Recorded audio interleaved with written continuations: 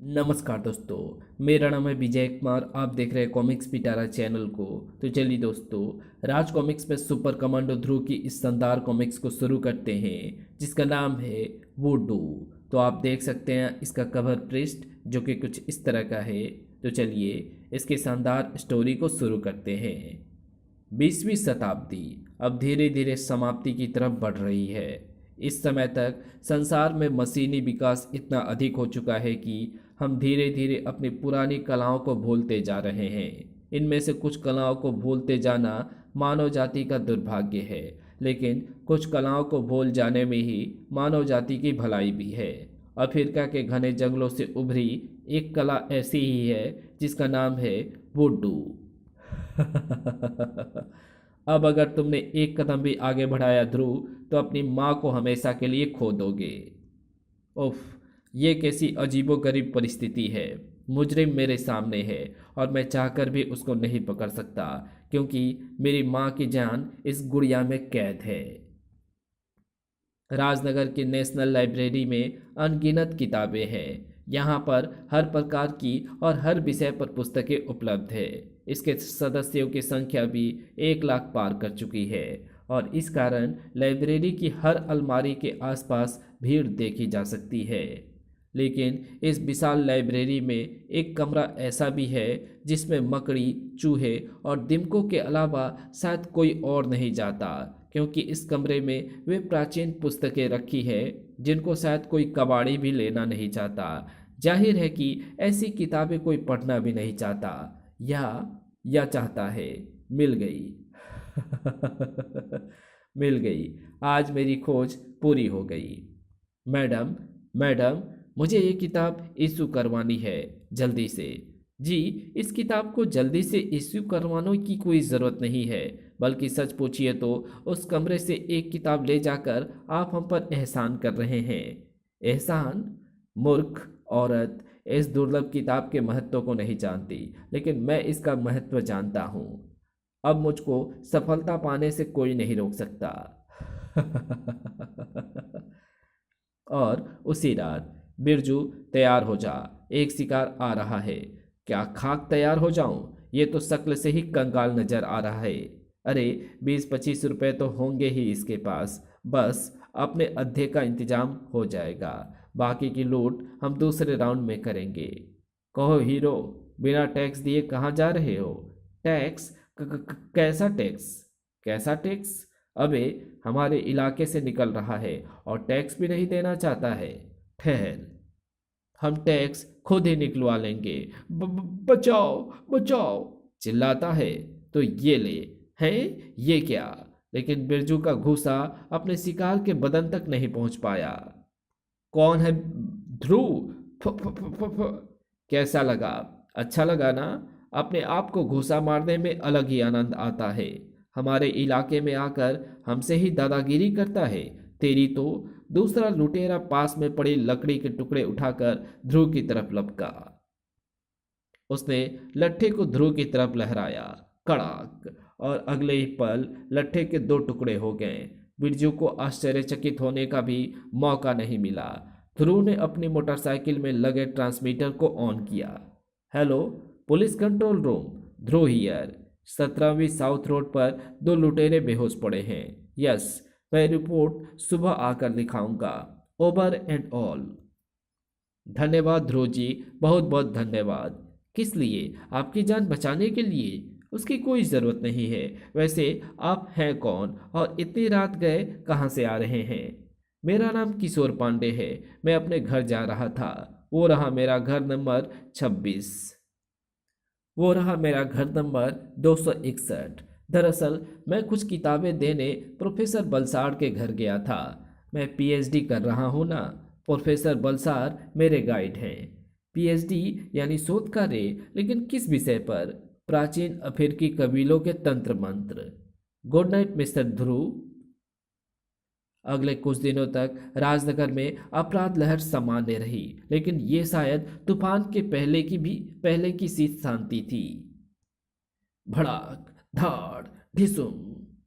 क्योंकि सिर्फ 2 सप्ताह बाद राजनगर की शाहजहां आर्ट गैलरी के बाहर एक वैन आकर रुकी। अब भी बता दो, कोई शक तो नहीं है ना? नहीं बूडू मास्टर, वो 4 करोड़ की पेंटिंग आज ही दोपहर की म्यूजियम में आई है। तो तुम लोग अपनी अपनी पोजीशन ले लो, मैं गार्डों से शुरुआत करता हूँ। तो सुइयाँ गार्डों की सी शक्ल वाले पुतलों में घुसी और उसी क्षण आर्ट गैलरी के पहरे पर तैनात गार्ड पेट में तेज दर्द के कारण बेहोश हो गए। आऊ! गार्ड तो गए काम से, लेकिन गैलरी का मुख्य द्वार तो काफी मजबूत है, हम इसको कैसे तोड़ेंगे? वो सब तुम बूडू पर छोड़ दो, तुम तो बस तमाशा देखते जाओ। वैन के अंदर बूडू मास्टर की उंगली के एक धक्के से आर्ट गैलरी के मॉडल का मुख्य द्वार टूटा, कड़ाक। और साथ ही आर्ट गैलरी की इमारत का मुख्य दरवाजा भी धराशायी हो गया। कर देखा महादेव, आओ अब हमको पेंटिंग उठाकर जल्दी से जल्दी यहाँ से निकल जाना चाहिए। इधर आओ, वो बेशकीमती पेंटिंग यहीं पर टंगी थी, लेकिन यहाँ तो वो वाली पेंटिंग नहीं है। हाँ, उस पर तो किसी डढ़ियल का चेहरा बना था, पर ये तो गड़बड़ हो गई। अब उसे ढूंढते ढूंढते ही सवेरा। अरे नहीं, ये रही वो पेंटिंग। बेवकूफ़ों ने कितनी लापरवाही से इसको लकड़ी के बक्से के ऊपर रख रखा है। हाँ, जल्दी उठाओ इसे। ये क्या? मुझे ऐसा लगा जैसे इस पेंटिंग की आंखें हिल रही है। तभी तुमको ठीक लगा। वैसे भी तुम्हारे जैसे उल्लू अंधेरे में ज्यादा अच्छी तरह से देख सकते हैं। धाड़! जब आर्ट गैलरी के डायरेक्टर साहब ने मुझसे कहा था कि चोर इस तस्वीर को चुराने के लिए कोई कसर नहीं छोड़ेंगे, तो मुझे एकदम से विश्वास नहीं हुआ था। लेकिन मुझे खुशी है कि मेरा प्लान कामयाब रहा। वैसे तुम लोगों की जानकारी गलत नहीं थी। धड़! वो बेशकीमती पेंटिंग अपने स्थान पर ही टंगी है। सिर्फ अब उसके ऊपर मैंने कागज पर बनी एक दूसरी पेंटिंग चिपका दी है। बक्से के ऊपर रखी पेंटिंग उस असली पेंटिंग की नकल थी। अरे, ये दोनों तो कुछ सुन ही नहीं रहे, शायद बेहोश हो गए हैं। इनके साथी जरूर इनका बाहर इंतजार कर रहे होंगे, लेकिन इन लोगों ने दरवाजा कैसे तोड़ा और गार्डों ने इनको रोका क्यों नहीं? और बाहर वे दोनों मूर्ख अब तक बाहर क्यों नहीं आए? और ये कौन बाहर आ रहा है? ये तो ध्रुव है बूडू मास्टर, सुपर कमांडो ध्रुव। तो भागो, इस वक्त मैं इसका मुकाबला नहीं कर सकता। अरे, वे भाग रहे हैं, गलती मेरी ही है। मुझे सामने वाले दरवाजे से बाहर नहीं आना चाहिए था। ध्रुव का शरीर हवा में उछला, लेकिन ड्राइवर ने वैन को तेजी से एक तरफ लहराया और ध्रुव का निशाना चूक गया। उसका पैर वैन की छत के बजाय खिड़की से जा लड़ा। छनाक! ओह, तो ये ड्राइवर चालाकी दिखा रहा है, लेकिन फिर भी मैं इनको भागने नहीं दूंगा। चक्रे की तरह घूमते हुए शीशे के तेज किनारे वाले टुकड़े वैन की तरफ उड़े और वैन की एक तरफ के दोनों टायरों में जा धंसे। फिस! धड़ाक! वैन बेकाबू होकर बगल की दीवार से जा टकराई। ओह, वैन के अंदर से 2 आदमी भाग रहे हैं, लेकिन वे भाग कर जाएंगे कहाँ? इधर से मैं उनको भागने नहीं दूंगा और सामने से पुलिस की गाड़ी भी आ रही है। ध्रुव तेजी से उस गली की तरफ भागा जिसमें उसने दोनों आदमियों को मुड़ते देखा था। वे दोनों इसी गली में मुड़े थे और अंधेरे में वो लगभग किसी से टकरा गया। कौन है? किशोर, तुम यहाँ पर क्या कर रहे हो? मैं वो हाँ, मुझे एक सज्जन ने अपने घर पर बुलाया था। मैं वहीं पर जाने के लिए टैक्सी ढूंढ रहा हूँ। यहाँ से? हाँ, मेरा घर यहाँ से ज़्यादा दूर नहीं है ना। तुम्हारी कहानी अच्छी है। कहानी कैसी? तुम कहना क्या चाहते हो? ध्रुव, जल्दी इधर आओ। वैन में एक आश्चर्यजनक चीज रखी है। ये देखो। हे भगवान, ये तो आर्ट गैलरी का मॉडल है और उन 2 गार्डों के पुतले भी हैं जो वहां पर बेहोश पड़े हैं। और ये भी देखो, ठीक असली आर्ट गैलरी के दरवाजे की तरह ही इस मॉडल का दरवाजा भी टूटा हुआ है और दोनों गार्डों के पुतलों के पेट में सुइयां घुसी हुई है। इसका क्या मतलब हो सकता है? इसका मतलब है वुडू, अफ्रीका के घने जंगलों से निकला सबसे प्राचीन और खतरनाक तंत्र। वुडू, ये क्या होता है? वुडू एक प्रकार का जादू होता है। इसमें अभिमंत्रित मिट्टी या लकड़ी से अपने शत्रु या वस्तु का मॉडल बनाया जाता है और फिर इस मॉडल के साथ जो कुछ भी किया जाएगा ठीक वैसा ही उस असली वस्तु या व्यक्ति के साथ भी होगा। ये तो कुछ कुछ वैसा ही है जैसे पुरानी कहानियों में राक्षस की जान तोते में होती थी। लेकिन ये सब आपको कैसे पता? मैं इसी विषय पर शोध कार्य कर रहा हूँ सर। हमने वैन के ड्राइवर को पकड़ दिया है पर दूसरे आदमी का कहीं कोई अता पता नहीं है। चिंता की कोई बात नहीं है, उस आदमी को हम ढूंढ ही निकालेंगे। क्यों किशोर? क्यों नहीं? क्यों नहीं? अच्छा, गुड नाइट। मुझे अभी टैक्सी भी ढूंढनी है। हाँ, एक बात और, उन दोनों पुतलों के पेट से सुइयां निकाल देना। दोनों गार्ड तुरंत होश में आ जाएंगे। ये तुम्हारा किशोर कुछ जरूरत से ज्यादा ही जानता है ध्रुव, और जरूरत से ज्यादा बोलता भी है। अगले ही दिन से दोनों तरफ से बिसाते बिछनी शुरू हो गई। करीम, ये 70वीं साउथ रोड पर एक घर का पता है जहां पर किशोर नाम का एक आदमी रहता है। तुमको दिन रात इस पर कड़ी नजर रखनी है। Okay captain. और लगभग उसी वक्त हमारा सारा खेल चौपट हो गया। करोड़ों का माल तो हाथ से निकला ही, साथ ही हमारे 3 आदमी भी पकड़े गए। और ये सब उस लड़के की वजह से जिसके दूध के दांत भी अभी नहीं टूटे हैं। वो लड़का नहीं, शैतान का अवतार है वुडू। और ये भी समझ लो कि अगर उसकी नज़र तुम पर पड़ गई है तो इस शहर में तुम अब और कुछ नहीं कर सकते हो। तो तुम मुझको भाषण दे रहे हो सरसा? ये पुतला शायद तुम्हारा ही है। अगर वुडू की बात खत्म होने से पहले ही सरसा के हाथ में पिस्तौल चमक उठी। अगर क्या वुडू, तुमने सरसा के गैंग को किराए पर लिया है, सरसा को नहीं। ये हमेशा याद रखना, और सरसा को धमकी देने की कोशिश मत करना, वरना। ये सुनकर वुडू के गले से हंसी निकली। यह धमकी कहना मुश्किल था। चटाक, पलक झपकते ही उसने पुतले का दायां हाथ तोड़ दिया और साथ ही सरसा के गले से एक दिल दहला देने वाली चीख उभरी। आ! उसके दाहिने हाथ हाथ से पिस्तौल अभी भी था। उसके दाहिने हाथ में पिस्तौल अभी भी थी, लेकिन अब वो हाथ उसके पास नहीं था। वुडू से सरसा का तड़पना नहीं देखा गया। उसने पुतले की गर्दन मरोड़ दी और सरसा का तड़पना शांत हो गया। हाँ, तो अब हम अपने पुराने विषय पर आते हैं बाके। सरसा मरते मरते ये तो बता ही गया कि ध्रुव के रहते हम यहाँ पर कुछ नहीं कर सकते। इसलिए अब हमको ध्रुव को रास्ते से हटाने की तरकीब सोचनी होगी। आप उसका पुतला बनाकर उसको पल भर में जान से मार सकते हैं वुडू।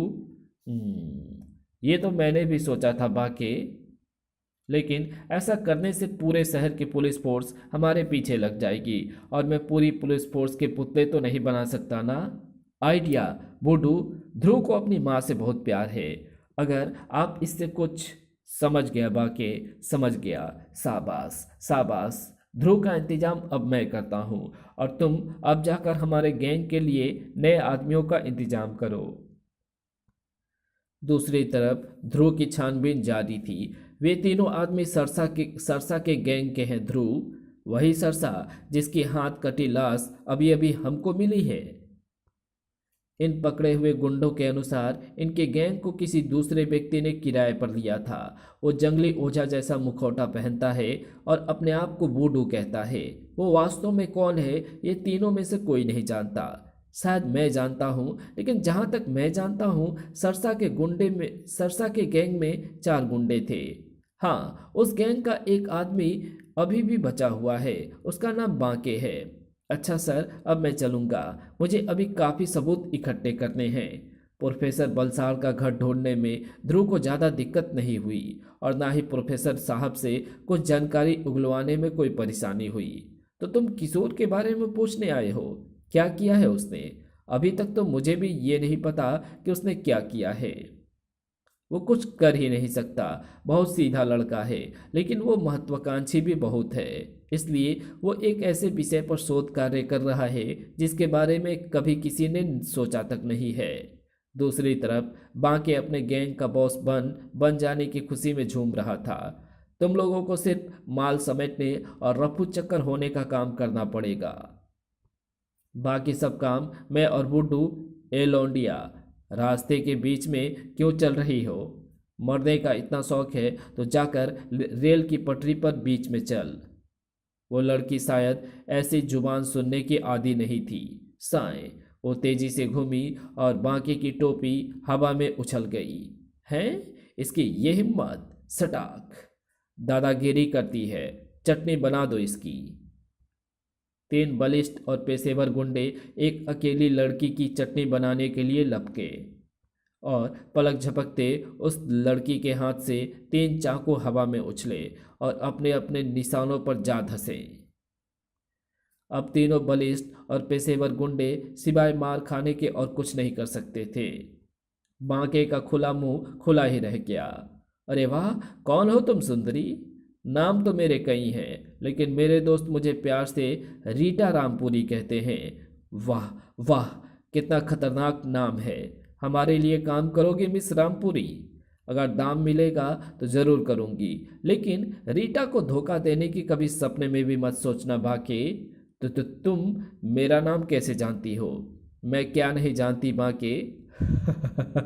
चलो। ठीक उसी वक्त समझ गए ना रेनू, तुमको बूडू द्वारा किसी भी वारदात की खबर मुझ तक तुरंत पहुंचानी होगी, बगैर किसी चूक के। ये काम तुम कैसे करोगी ये सोचना मैं तुम पर छोड़ता हूँ। मैं तुमको सिर्फ इतना ही बता सकता हूँ कि वुडू के पास सिर्फ अब एक ही आदमी बचा हुआ है, बाकी। इस पर नज़र रखने का मतलब है वुडू पर नज़र रखना। Good luck. Thank you sir. और फिर अगली रात को जब काले आसमान से चांद भी अपनी रोशनी नहीं बिखेर रहा था, एक और वैन नेशनल बैंक के सामने आकर रुकी। उनमें से कुछ लोग तेजी से उतरकर बैंक की तरफ बढ़े। कमाल है, ये बैंक के चौकीदार कहाँ चले गए? तो क्या वे स्वागत में खड़े रहते? कहीं जाकर चाय पी रहे होंगे साले। वैन के अंदर बैंक के अभिमंत्रित मॉडल के सामने बैठे बूडू की उंगली हुली। वुडू की उंगली हिली कड़ाक और बैंक के दरवाजे अपने आप टूट गए। आओ, असली माल तो स्ट्रांग रूम में रखा है। स्ट्रांग रूम का 12 इंच मोटा स्टील का दरवाजा भी वुडू की जादुई शक्ति के आगे टिक ना सका। जल्दी करो, हमको सारे नोट लेकर जल्दी से जल्दी फूट लेना है। जल्दी क्या है, अब आए हो तो खातिरदारी करा कर जाना, वैसे भी अभी बाहर बहुत अंधेरा है। ध्रुव, ये स्ट्रांग रूम के अंदर कैसे? तड़ आ सोचो और सोचो, जेल के अंदर बैठकर सालों तक सोचना। अरे माँ के झूठे, तूने ये नहीं बताया था कि हमें ध्रुव से भिड़ना पड़ेगा। धाड़ हाय। माना कि तुमको मेरी शक्ल पसंद नहीं है, लेकिन जब आ ही गए हो तो हाथ तो मिलाते जाओ मेरे दोस्त। हाय, मर गया रे मेरी अम्मा। अब बताओ बाके, तुम्हारे लिए मैं क्या? लेकिन तभी एक उड़ता हुआ चाकू दोनों के बीच से गुजर गया। कौन कौन हो तुम? बाकी की दोस्त और तुम्हारी दुश्मन। ध्रुव तेजी से नीचे झुका, पर फिर भी तेज चाकू उसके बालों को छूता हुआ पीछे लकड़ी के बक्से में जा घुसा। साए खट। ओह, ये लड़की बहुत खतरनाक है। अगर ये चाकू इंच भर भी नीचे होता तो मेरा बोलो राम हो गया होता। और मेरे साथ परेशानी ये है कि मैं लड़कियों पर हाथ नहीं उठा सकता। ध्रुव ने लकड़ी के एक बक्से को उठाकर तेजी से रीटा की तरफ फेंका, लेकिन रीटा का एक हाथ पहले ही एक बार फिर घूम चुका था। स्क्रैच।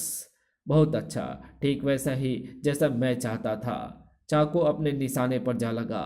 बक्से का ताला अलग हो गया और उसमें से हजारों की संख्या में 1 रुपए के सिक्के रीटा पर आ गिरे। खन। ध्रुव बगैर कोई क्षण खोए बाहर की तरफ भागा और उसने स्ट्रांग रूम का दरवाजा बाहर से बंद कर दिया। चलो, इनका तो इंतजाम हो। इतनी उतावली ठीक नहीं है ध्रुव बेटे। ओह वुडू मास्टर, तो आखिर तुम मेरे सामने आ ही गए। आना ही पड़ा, वरना अगली बार मुझको फिर अपने गैंग में नए आदमी भर्ती करने पड़ते। लेकिन तुम आगे मत बढ़ना। इस पुतले को पहचानते हो ना? ये तुम्हारी माँ का पुतला है और अब मैं इस पुतले के कंधे में सलाई घुसाता हूँ। यकीन करो, इस वक्त तुम्हारी माँ के कंधे में ज़बरदस्त दर्द हो रहा होगा। और अब अगर तुमने मेरे कर्मचारियों को रोकने की कोशिश की तो मैं इस पुतले का हाथ तोड़ दूंगा। और ये भी जान लो कि सलाई सलाई निकाल लेने से दर्द तो खत्म हो जाएगा, पर हाथ टूटने के बाद फिर जुड़ नहीं पाएगा। अब जाओ और मेरे आदमियों के साथ पैसों को वैन में रखवाओ, वरना आर्ट गैलरी के गार्डों का हाल देख चुकने के बाद ध्रुव के पास अविश्वास का कोई कारण नहीं था। वो वुडू की बात मानने को मजबूर था। इस वक्त तो मैं तुमको नहीं रोक सकता वुडू, लेकिन याद रखना, मैं जानता हूं कि तुम कौन हो। सच में? लेकिन मेरा सुझाव है कि ऐसी कोई भी हरकत करने से पहले तुम अपनी माँ को देखाओ। कुछ ही पलों में वैन धूल और धुएं के गुब्बारे में खो गई। और साथ ही साथ ध्रुव के मुंह पर भी कालिक मल गई। वुडो ने आज उसको भी अपने अपराधों में शरीक कर लिया था और ध्रुव को किसी भी तरह अपने ऊपर लगा ये कलंक मिटाना था। लेकिन इस वक्त उसके दिमाग में ये बात नहीं थी। इस वक्त उसके दिमाग में सिर्फ एक सवाल घूम रहा था कि मम्मी की तबीयत कैसी है श्वेता? क्या मतलब तबीयत ठीक ही होगी? वैसे शाम से मम्मी अपने कमरे में ही है। लेकिन सुनो तो भैया, आखिर बात क्या? लेकिन इन कुछ सेकंडों में ध्रुव सारी सीढ़ियां चढ़ चुका था। पलक झपकते ही वो रजनी के कमरे में था। मम्मी, तुम्हारी तबीयत? अरे ठीक है। क्यों, मुझे क्या हुआ है बेटे? श्वेता ने फिर कोई मजाक किया है क्या? तुम्हारे तुम्हारे कंधे में बहुत तेज दर्द है ना? नहीं तो बचपन से आज तक तो कभी नहीं हुआ। Oh my God! ध्रुव सुनो तो। अरे इसे क्या हो गया? लगता है भैया को ठंड लग गई है मम्मी, दिमाग में कफ जम गया है। ध्रुव का दिमाग वाकई घूम रहा था। कमाल है, मम्मी पर वुडू के जादू का असर क्यों नहीं हुआ? क्या वुडू ढोंगी है? लेकिन फिर आर्ट गैलरी के गार्डों को क्या हुआ था? ध्रुव का अगला पड़ाव कमांडो हेडक्वार्टर था। हेलो करीम, क्या रिपोर्ट है? क्या तुमको कोई गलतफहमी तो नहीं हुई? अच्छा ठीक है, तुम उस पर नजर रखना जारी रखो। ओवर एंड ऑल ये मामला तो और उलझ गया है। खैर देखो कि रेनू की क्या रिपोर्ट है। हेलो रेनू, क्या रिपोर्ट है? जल्दी बोलो। ध्रुव, मैं इन लोगों पर पूरी नजर रखे हुए हूँ। इस वक्त पूरा गिरोह अड्डे पर है, बूडो सहित। तुम यहाँ का पता नोट करो। मैं नोट करता हूँ, लेकिन इससे पहले तुम करीम के लिए एक मैसेज नोट करो। आज की रात शायद ध्रुव के नसीब में आराम नहीं लिखा था, क्योंकि ध्रुव आज का काम आज ही निपटाने में यकीन रखता था। दूसरी तरफ बूडू खुशी से पागल हो रहा था। नोट ही नोट, इतने सारे नोट, और ये सब मैंने उस ध्रुव से उठवाए हैं। और जब तक उसकी मम्मी की जान मेरे पास कैद है, तब तक वो हमारे खिलाफ कुछ भी नहीं कर सकता। ऐसा है तो मुझे तुम्हारे विश्वास को तोड़ते हुए बड़ा दुख हो रहा है। तुम तु, तु, तुम तुम यहाँ कैसे आ गए? इसके लिए तुम अपने दिमाग को कष्ट मत दो। तुम तो सिर्फ बैंक का पैसा वापस स्ट्रांग रूम में पहुंचाने की तकलीफ करो। लगता है अब तुमको अपनी मम्मी से प्यार नहीं रहा। जानते हो कि अगर मैं ये सुई तुम्हारे माँ के पुतले के दिल में भोंक दूँ तो क्या होगा? नहीं जानता, जरा करके तो दिखाओ। वुडू तुरंत समझ गया कि अब उसकी धमकी ध्रुव पर बेअसर है। पकड़ लो, इसे जाने मत देना। इससे पता करो कि इसको हमारे अड्डे का पता कैसे लगा। हर तरफ से गुंडे ध्रुव की तरफ लपके, लेकिन उनकी उंगली भी ध्रुव के बदन को नहीं छू पाई। धिसुम, ठक। वैसे भी ये सभी गुंडे ध्रुव से अभी अभी पिट चुके थे। धाड़ तड़, सिर्फ एक को छोड़कर। ठक, और फिर एक के बाद एक चाकू ध्रुव के अगल बगल से दीवार में धंसने लगे। खट खट खट खट, और चाकुओं ने ध्रुव को दीवार के साथ ठोक दिया। शाबाश रीटा, शाबाश। लेकिन इस समय के लिए मैंने इसका पुतला पहले से ही बना कर रखा था। अब मैं इसको दिखाता हूँ कि वुडू की ताकत क्या होती है। एक सलाई पुतले में धंसी, साथ ही साथ ध्रुव के गले से एक चीख उभरी। और ध्रुव बेहोश हो गया। च च च च च च, बड़ा ही कमजोर निकला। मुझे बेहोश होने का नाटक करना ही पड़ेगा, वरना ये मेरे पुतले में 2-3 सलाइयाँ और घुसेड़ देगा। अब जब तक ये मेरे वश में है तब तक पुलिस भी हमारा कुछ नहीं बिगाड़ सकती। रीटा, आज और अभी से ये पंछी तुम्हारी निगरानी में रहेगा। अब मैं चलता हूँ, मुझे अभी और भी बहुत काम है। बांके, तुम मेरे साथ बाहर आओ, मुझे तुमसे कुछ ज़रूरी बात करनी है। और फिर बाहर, बूडू बाहर आ रहा है। यही मौका है कि तुम पिछले दरवाजे से अंदर जाकर अपना काम शुरू करो। ओके। करीम और मैं और रेनू वुडू को वापस अंदर भेजने का इंतजाम करते हैं। एक आकृति तेजी से मकान की तरफ बढ़ी और अंधेरे में गुम हो गई। दूसरी तरफ बूडू परेशान था। ये वैन स्टार्ट क्यों नहीं हो रही है? शायद किसी ने इसका स्पार्क प्लग निकाल दिया है। तुम कौन? लेकिन ठहरो, मैं तुम दोनों को पहचानता हूँ। तुम दोनों तो कमांडो फोर्स के कैडेट हो। तुम्हारी जनरल नॉलेज अच्छी है बूडू। लेकिन तुम्हारा ध्रुव कैप्टन तो इस वक्त मेरे बूडू तंत्र की कैद में है। मेरे एक इशारे पर उसकी जान जा सकती है। वैसे सौदा सस्ता है बच्चे, तुम्हारे कैप्टन की जान के बदले मेरा स्पार्क प्लग लाओ। लेकिन बूडो को कमांडो फोर्स के कैडेटों की फुर्ती का एहसास नहीं था। चट। करीम, कैच। वेल टेकन करीम। अब बूडो मास्टर, हमारे कैप्टन की जान भी हमारे पास है और तुम्हारी भी। धाड़। वाह रेनू, लेकिन घूसा जरा हल्का था। एक जरा जोर से लग जाए तो ये लो कमांडो करीम, अपनी कमांडो फोर्स के कैडेटों को खुश रखना मेरा फर्ज है। लेकिन तभी एक धमाके ने करीम और रेनू के प्लान पर पानी फेर दिया। धाएं। दरवाजे पर बांके धुआं उगलती पिस्तौल लिए खड़ा मुस्कुरा रहा था। बच्चे झगड़ा करते अच्छे नहीं लगते। अब अच्छे बच्चों की तरह वुडू अंकल को उनका पुतला वापस दे दो। कमन, हरी अप। हम पिस्तौल से नहीं डरते बांके, तुम ये पुतला हमसे किसी भी कीमत पर वापस नहीं ले सकते। मैं जानता हूँ बहादुर कैडेटो, लेकिन गोली मैं तुमको नहीं, इस पुतले को मारूंगा। और फिर तुम्हारे कैप्टन का क्या हाल होगा, ये तुम सोच भी नहीं सकते। ये ठीक कह रहा है करीम, हम ध्रुव की जान से खिलवाड़ नहीं कर सकते। ये लो पुतला। होनहार बच्चे हैं, बड़ी जल्दी समझ गए। अब अंदर तो आओ। ऐसे ही बाहर से चले जाओगे क्या? आओ आओ। अंदर रीटा रामपुरी बदहवास थी। बूडू, बूडू, बहुत अच्छा किया कि आप आ गए। ये लड़का तो होश में आ गया है। अब उसके गले में दर्द भी नहीं है। वो इसलिए क्योंकि अभी बाहर हुई झगड़े में सलाई पुतले के गले से बाहर निकल गई है। इसको अपनी जगह घुसेड़ते ही इसके होश फिर ठिकाने आ जाएंगे। ऐसे वुडो ने बेदर्दी से सलाई पुतले के गले में वापस घुसेड़ दी।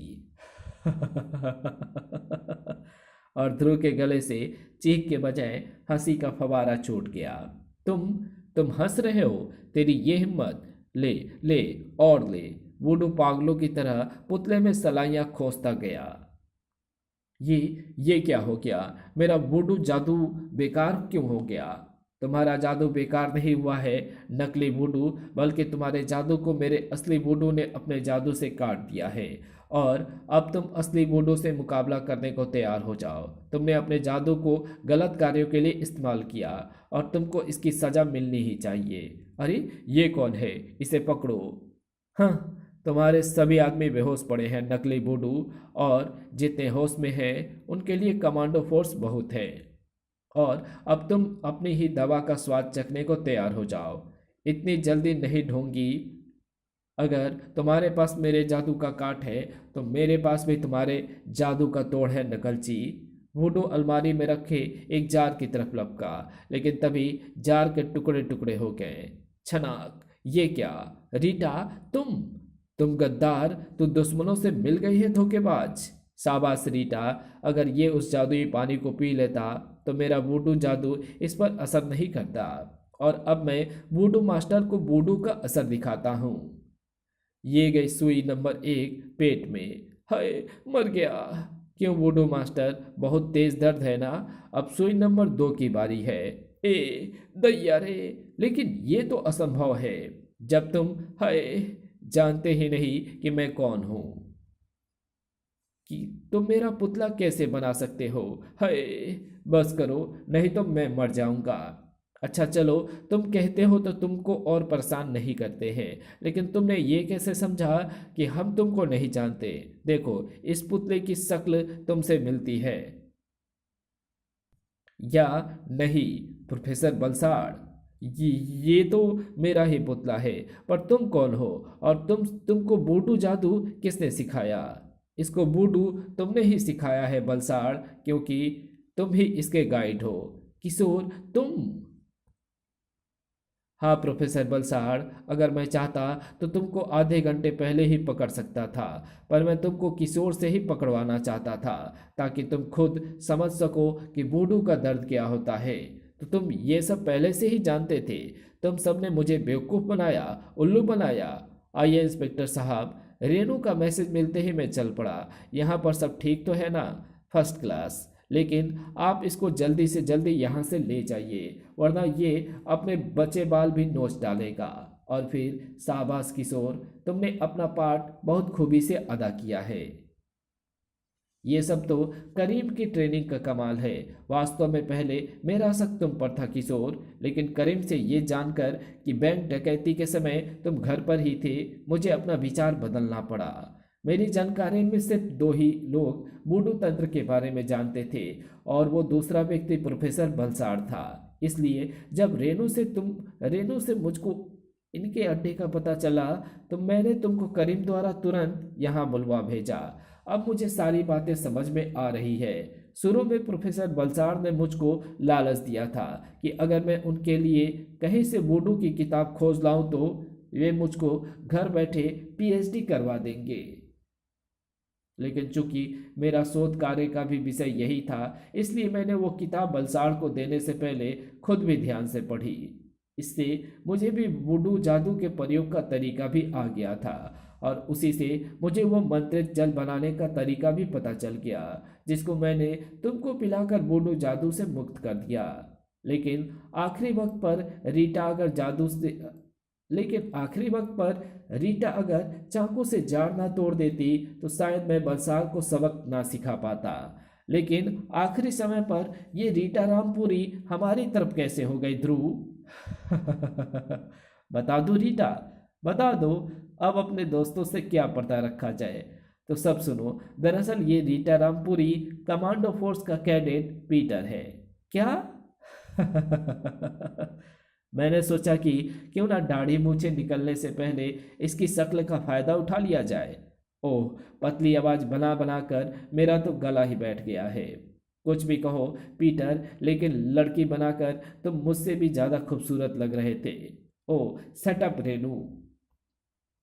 आई एम सॉरी पीटर, लेकिन सिर्फ यही एक ऐसा रूप था जिसमें तुमको कोई भी पहचान नहीं सकता था। ये गुंडे ये सोच भी नहीं सकते थे कि कमांडो फोर्स के कठोर कैडेट कोमल लड़की भी बन सकते हैं। ये सब तो मैं पहले से ही अच्छी तरह समझ गया था कैप्टन। वैसे भी तुम्हारा हर हुक्म मानना मेरा कर्तव्य है। लेकिन अगर पीटर वुडू के गैंग में शामिल ही था, तो मुझे इस गैंग के पीछे लगाने की क्या जरूरत थी ध्रुव? बहुत जरूरत था रेनू, क्योंकि पीटर को हर वक्त इन गुंडों के बीच में रहना था, और ऐसे में मेरे पास संदेश भेजना इसके लिए खतरनाक भी हो सकता था। You are right captain.